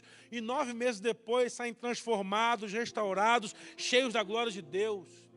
Esse é o evangelho de alguém cheio do Espírito Santo. Eu nem sei se o Aldo prega mais em algum lugar, porque ele fica 24 horas quase naquele lugar. A esposa e as filhas vão mudar, estão morando agora em outro lugar por conta da escola das meninas. E ele falou, pastor, não tinha dinheiro para pagar o aluguel, para pagar nada. Eu vim para cá porque Deus mandou. Quando você ouve Deus, Ele vai sustentar os projetos que Ele colocar você. É extraordinário. Eu fui pregar numa igreja de irmãos lá no Rio. Eu participei do debate da Rádio 93 lá no Rio. Participava mais vezes, mas ultimamente não tenho ido. E aí, uma pessoa ligou lá para a igreja para marcar uma agenda, a secretária marcou, e aí a única orientação foi, vá de terno, só essa. Eu botei meu terno e fui, e o pastor me ligou e falou, olha pastor, não vem até aqui não, para o carro em tal lugar lá, que eu vou buscar o senhor no meu carro. Eu parei meu carro lá e ele foi me buscar. Um carrinho bem humilde, entramos numa comunidade, numa favela muito ruinzinha, onde passa um carro indo, só passa um carro indo, mais nada. E aí chegamos lá, o prédio mais bonito era o da igreja, mais bonito da igreja. Todo de azulejo por fora. Só que não tinha cadeiras, o povo levava os bancos, o cupim com o meu banco, o povo levava cadeira de casa para cultuar, pastor. Cadeira de Casa Bahia, cadeira de praia, cadeira, banquete, tamborete, aqueles banquinhos de plástico. Culto animadíssimo. E aquele pastor João, que homem de Deus, cara. A mulher dele extraordinária. E ele falou assim, irmãos, estamos na campanha das cadeiras. Queremos comprar 100 cadeiras. 100 cadeiras. E eu ali pensando, Senhor, eu posso dar essas 100 cadeiras para ele? O Senhor já me deu tanta coisa. E aquele homem com uma alegria cantando, gente em pé. E aquele culto. Eu fui no banheiro, irmãos, o banheiro é o limite do valão. Eu acho que se dá descarga já cai dentro do valão. É pobre mesmo. O pastor conhece lá no Manguinhos, lá na favela de Manguinhos, ali na beira do valão. Aí quando acabou o culto, eu falei, pastor, ele separou uma oferta para mim. Falei, pastor, vem cá, quantas cadeiras você já tem? Ele, pastor, a gente está com 30 cadeiras. Falei, faz o seguinte, pastor, eu vou abençoar a igreja com as cadeiras. Eu vou falar lá na igreja e vou dar as cadeiras. São 100, Domingo, eu peguei no sábado. Domingo cheguei na igreja, irmãos, cada cadeira custava R$40, irmãos, na época. Eu preciso aqui de irmãos para doar, preciso de 100 pessoas dando cada uma cadeira e tal, mas eu já vou dar 10, minha mulher vai dar 10 e tal. Juntamos as cadeiras. Liguei para a loja de uma amiga, entrega lá na igreja 100 cadeiras. Falei, pastor, o valor que você tem, você vai segurar com o irmão, o valor que você tem, você vai segurar, vou dar as cadeiras, e o senhor vai vender o seu carro e vai comprar um carro melhor com esse valor. E ele começou a chorar. Deus prometeu que ia me dar um carro melhor esse ano ainda. E era impossível trocar. Irmãos, ele tinha mais R$1.500. R$1.500. Imagina um cara que vende um carro de 2.000 e compra um de 3.500. E eu fui lá pregar de novo a segunda vez. Cheguei lá, as cadeiras lá. Irmãos, fui honrado na simplicidade daquele povo. Que povo apaixonado por Jesus. E o povo cantando louvores. Poderoso Deus. Cantando assim. E eu sentia o Deus poderoso naquele lugar. E as irmãs vinham me abraçar chorando. Pastor, que bênção, o senhor deu as cadeiras. Eu falei, não, foi a minha igreja que deu. E quando acabou aquele culto, uma moça se converteu naquele culto. E aí ela veio falar comigo. E ela falou assim, muito obrigado, porque eu sou dou as cadeiras para essa igreja. Porque eu sentei nessa cadeira para ser transformada. Você pode fazer às vezes muito pouquinho, mas pode ser extraordinário para quem está recebendo o que você está fazendo. Eu nunca cantei Poderoso Deus igual naquele dia, cara. Estava pegando fogo. Era um violão daqueles bem antigo. Bem ruinzinho o violão. Uma bateria caindo aos pedaços. Um teclado daquele Cássio Sandy Júnior que toca e acende a luz. Você lembra desse Sandy Júnior? Mas a minha alma estava ansiando pelo Senhor naquele lugar. Você lembra dessa? Você lembra mesmo? Vamos tentar? Juntos? Vamos ver se acontece alguma coisa aqui. Sabe o que me chama a atenção, irmãos? Eu já preguei em lugares gigantescos, com estrutura fantástica. Mas eu também prego em igreja que fecha a porta assim de ferro no final e tranca com a chave. Quando me convida e tem agenda, eu vou, nem sei para onde é. Não me incomodo com isso. Eu vou com meu combustível, vou com meu carro, levo alguém sempre comigo para dirigir, para eu não voltar cansado às vezes. Não abro mão de ir. E cheguei em lugares, irmãos, com tanta simplicidade, com tanta nobreza. Mas já fui a tantos lugares poderosos, vazios de Deus. Peguei numa igreja, pastor, lá no Rio, perto de onde o senhor pastoreou. A música tecnicamente perfeita. Que banda tocando. O saxofonista era ponto fora da curva. Mas eu sentia aquele povo tão vazio de Deus. Tão sem aquele tempero da unção que move o ambiente. E quando eu fui assumir a palavra, ninguém empolgado no culto. Eu sou entusiasmado para pregar, você já viu, né? E eu pregando assim, parecia um bobo da corte lá na frente. Ninguém se movia, eu pregando, porque eu não tenho nem aí, eu continuo pregando igual, profetizando e tal. E no final veio uma moça na frente chorando e disse, pastor, Deus me disse um dia que ia avivar essa igreja. E eu falei isso com o pastor. E o pastor falou assim para mim, irmã, procura uma outra igreja, que aqui não é lugar dessas coisas não. Aqui é tudo com muita decência e muita ordem. Nós podemos colocar o Espírito Santo para fora se a gente quiser. Mas que bom que aqui ele já tomou o lugar dele. Porque quando vocês cantam, irmão, pena que os vizinhos não podem ouvir. Porque lá na nossa igreja, às vezes a gente canta, os vizinhos vão lá para a porta para ouvir a igreja adorando ao Senhor. E eu creio, irmãos, que chegará um tempo que esses prédios invadirão essa igreja. O que acontece nesse lugar aí? Que sai todo mundo sorrindo, feliz e contente. É um movimento chamado o poder do Espírito Santo nessa igreja poderosa. Minha alma anseia por ti. Erga a sua mão e diga.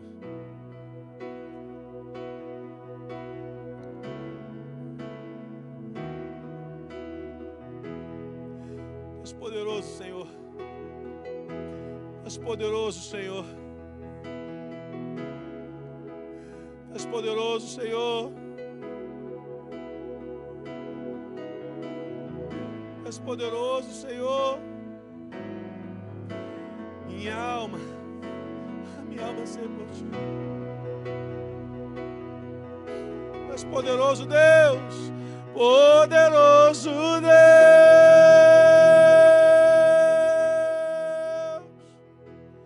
Poderoso Deus.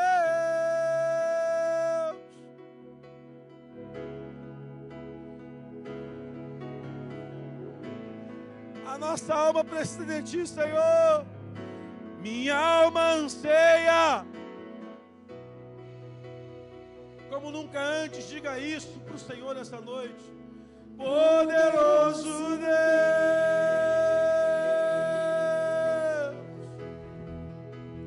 Poderoso Deus. Poderoso Deus. Minha alma anseia por ti. Grite ao Senhor isso que você pode. Grite o mais alto que você puder. Poderoso Deus.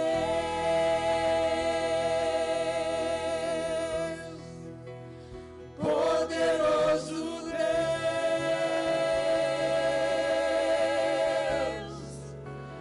Poderoso Deus.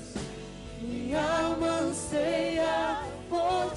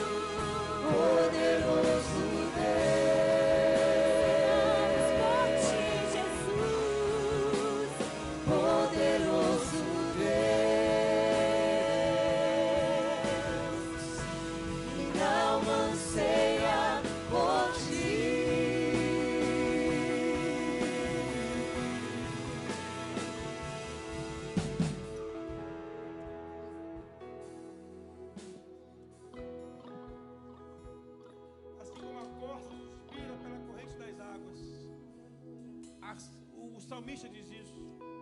A corça, irmãos, ela vai farejando água no solo. E quando a água está muito subterrânea, ela vai farejando e vai ferindo as suas orelhas, o seu focinho, a sua boca. Mas ela chega ao local onde a água, e ela cava. Ela tem contra a água. E ela sacia a sede dela. Ela não para enquanto não encontra água. E está lá o profeta nos ensinando: e buscar-me-eis e me achareis, quando me buscardes de todo o vosso coração. É possível buscar a Deus na parcialidade. É possível buscar a Deus parcialmente. Mas o Senhor está nos convocando hoje a buscá-lo de todo o coração, lá do nosso íntimo, das nossas entranhas, do local mais secreto, daquele lugar onde ninguém acessa, só você e Deus, onde tem tesouros escondidos na sua alma. Hoje o Senhor está convidando você para ter uma experiência com Ele. Então vá lá, Espírito Santo. Diga: Espírito Santo, vai lá no profundo. Quebra toda a cadeia, todo julgo, toda filosofia vã que eu carrego. Eu só quero a tua presença, porque eu creio que o Senhor está sentado no trono. Eu creio que o Senhor está sentado no trono. E eu quero render louvor, honra, glória a Ti. E ao Cordeiro. Está nessa parte? Vai. Isso. Eu estou fora. Vou tomar hoje. Seja o louvor, seja a honra, seja a honra, seja a glória, Senhor. Tudo pertence a Ele, tá, meu irmão? Seja a glória, seja o domínio, seja o domínio.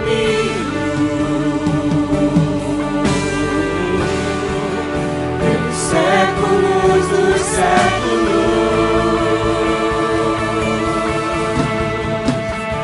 poderoso Deus,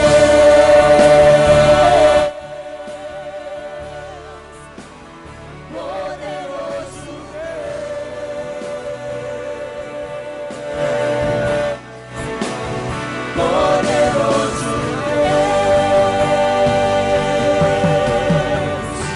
minha alma anseia por Ti.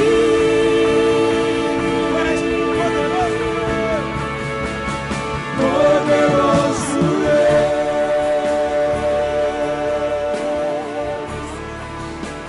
poderoso Deus,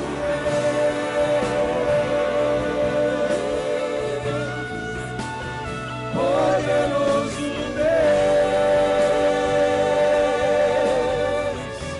minha alma anseia por Ti.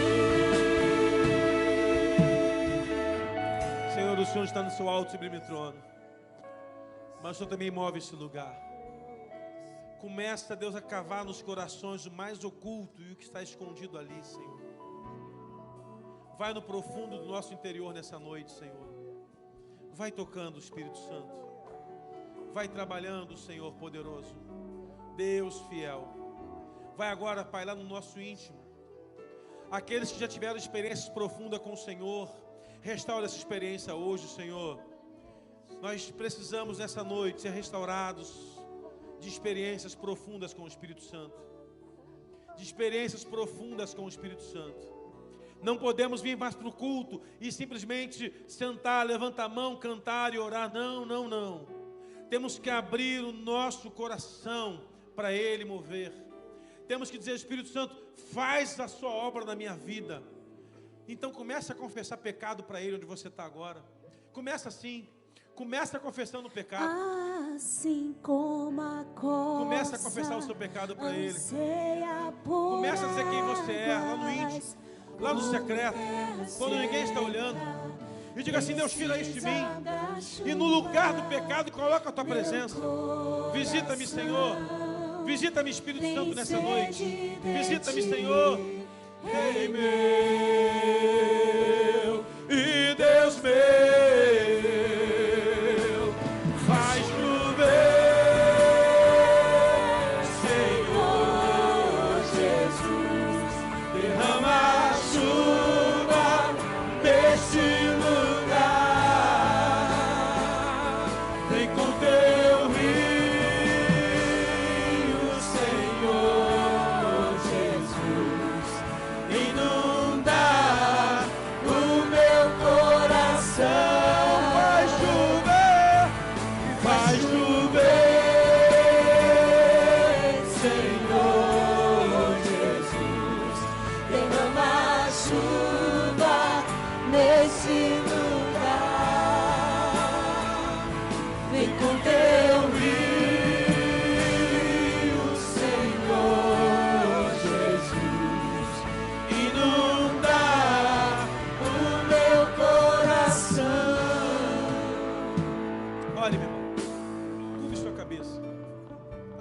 horário, sabe?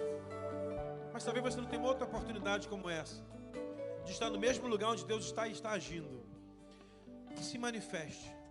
Se o seu desejo é sair do seu lugar e vir até o altar do Senhor para se ajoelhar, faça isso. Se o seu desejo é chegar aqui e clamar ao Senhor, faça isso. Se o seu desejo é se ajoelhar onde você está, se ajoelhe. Se o seu desejo é que alguém ministre sobre a sua vida, permita-se ser ministrado pelo Espírito Santo. Mas diga: Senhor, eu só saio daqui depois que eu for tocado pelo Senhor. Depois que eu for tocado pelo Senhor. Aquela que eu te pedi, aquela que eu te pedi, aquela que eu te pedi em casa. Aquela que eu te pedi. Vamos lá. Senhor, estamos num lugar secreto e queremos levar alegria para essa cidade, pelo poder da proclamação do Evangelho, através das nossas vidas. Então, Senhor, toca, toca, toca, toca, toca, Senhor, toca, toca, Espírito Santo. Só queremos o Senhor nesse lugar, só queremos o Senhor nesse lugar. Nada do que é nosso serve, só serve o Senhor. Se prostra o Espírito Santo nesse lugar. Tu és tudo Se você quiser, que eu mais quero. pode sentar no chão, pode se deitar no chão. Se ajoelhe e diga: Senhor, eu estou aqui. O meu Visita-me, Senhor. fôlego tu és. Deixa Deus trabalhar contigo nessa noite. Em teus braços é o meu lugar. Estou aqui. Estou aqui. Eu amo tua presença. Pai, eu amo tua presença. Teu sorriso é vida em mim. Eu seguro em tuas mãos. Eu confio em ti. Confio em ti. Quero ir mais fundo. Leva-me mais perto, onde eu te encontro, no lugar secreto, aos teus pés me rendo. Leva tua filha para essa sala do trono, Deus. Deixa tua serva, Pai, no trono, Deus. Restaura o dom que está enterrado nessa noite sobre a tua filha. Coloca nela, Pai, o teu comissionamento. Erga ela, Pai, como uma missionária no seu lugar. E que ela possa ser usada pelo Senhor.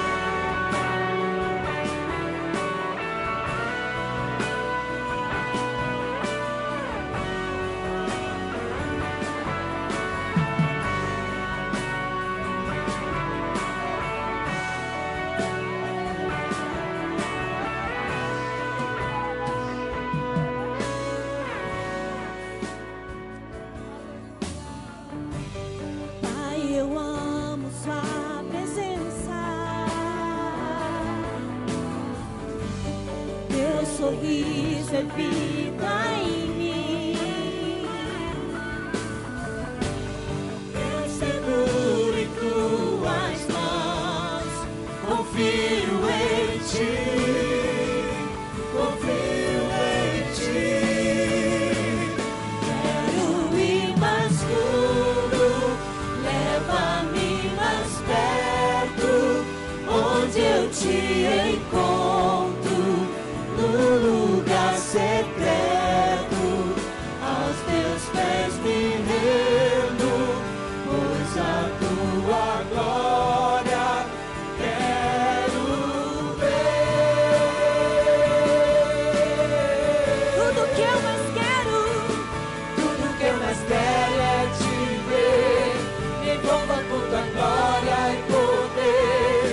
Tua majestade é real.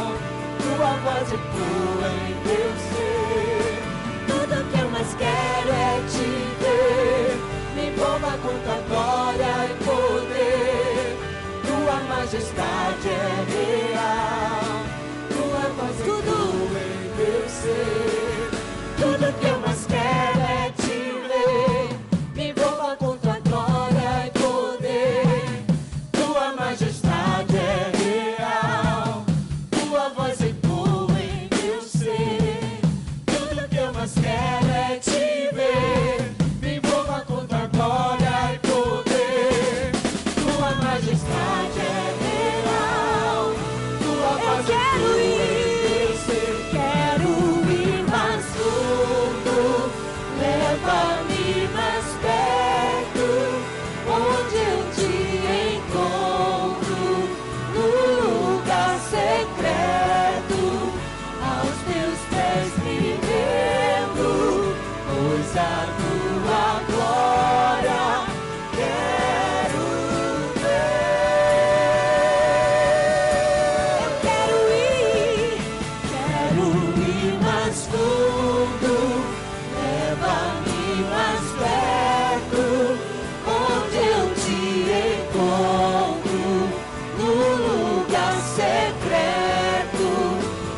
teus pés me rendo, pois a tua glória quero ver. Tudo que eu mais quero é te ver. Me envolva com tua glória e poder. Tua majestade é real, tua voz ecoa em meu ser. Tudo que eu mais quero é te ver. Me envolva com tua glória e poder. Tua majestade é real, tua voz ecoa em meu ser. Quero ir mais fundo, leva-me mais perto, onde eu te encontro, no lugar secreto. Aos teus pés me rendo, pois a tua glória quero ver.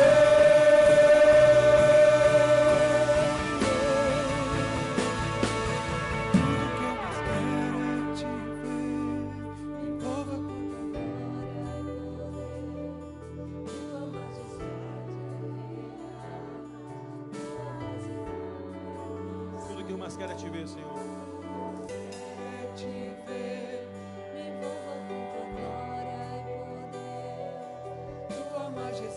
Irmãos,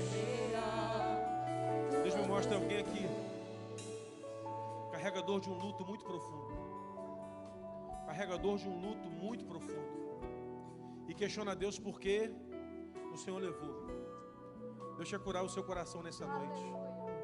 Deus quer transformar o seu pranto em alegria. Vestes de cinza, Ele quer colocar vestes de louvor.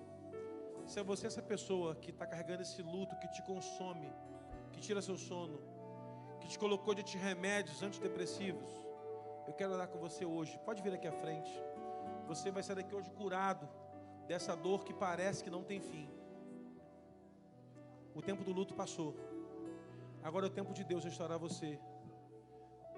Se você carrega uma dor de um luto profundo, Deus quer curar você nessa noite. Cadê? Vamos orar. Está vindo aí? Ora aqui, pastora Meg, ora aqui. Ora aqui. Ora aqui para esse coração que está em luto. Deus vai transformar esse coração em luto. Pode orar, pode ministrar sobre ela. Deus vai dar um coração restaurado agora. Se há mais alguém com essa palavra, pode vir, meu irmão. Pastor, carrega uma dor de um luto profundo que não passa. Deus vai curar você nessa noite. Pode vir. E pode gritar. Deixa gritar para Deus aí, que Deus vai ouvir. Talvez esteja algo preso na alma e precisa botar para fora. E agora é a hora do Senhor restaurar. Se tem alguém carregando esse luto, pode vir aqui à frente e orar com você. Ai, Espírito Santo.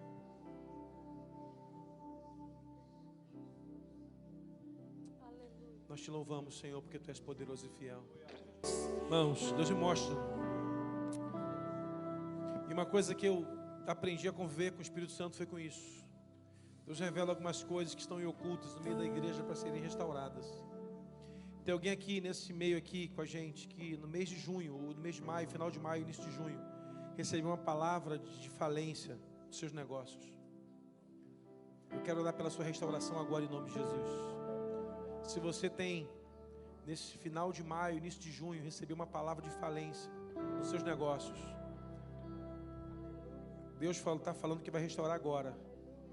Vamos lá, intercessor. Quem é? Levanta a mão. Vem, se Deus falou, mostrou de falência lá. Vamos lá, palavra de falência. Deus vai transformar o choro em riso. A falência vai cair por terra. Hora que intercede aqui, gente. Intercede com ele lá, agarra nele aí, que a palavra de falência chegou com dureza. Mas a dureza do Senhor vai quebrar a palavra de falência em nome de Jesus. Toda palavra de falência cai por terra agora em nome de Jesus. Há algo de Deus acontecendo nesse lugar, irmãos. Ah, Jesus. Oh, Espírito Santo. Uma salva de palmas para o Senhor, glorifique ao Senhor.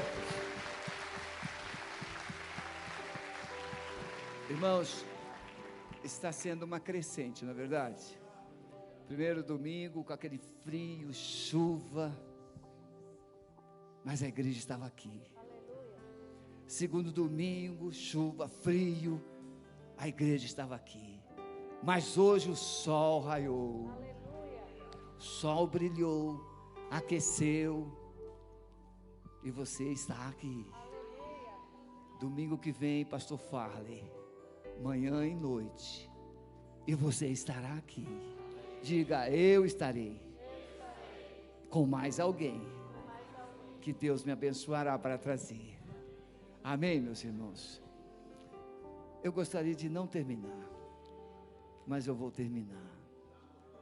Dá vontade de terminar, dá vontade de ficar aqui mais um pouquinho, não dá? Dá vontade.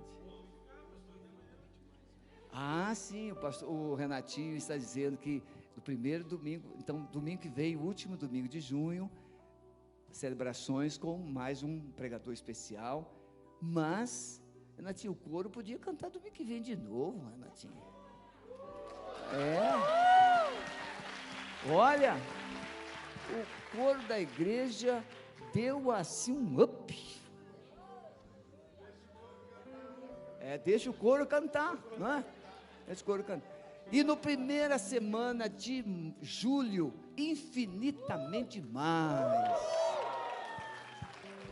Irmãos, como é que é aquela música, Márcio? Como é que é o batucada do marketing do infinitamente mais? Faz aí. A chamada do infinitamente mais, como é que é? Aí não escutei, cara.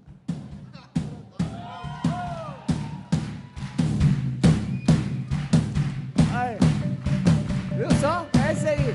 É só o começo. E é nesse espírito que a gente despede de vocês. Que a graça do Senhor Jesus seja sobre a sua vida, que ela te acompanhe, que ela te abençoe, e você vá na paz, e que você chegue em casa e seja exatamente aquilo que foi pregado. Você seja um milagre, que as pessoas perguntem, de onde você saiu com essa alegria, com essa felicidade, em nome de Jesus. Deus abençoe. Você que nos acompanhou, muito obrigado, Deus te abençoe.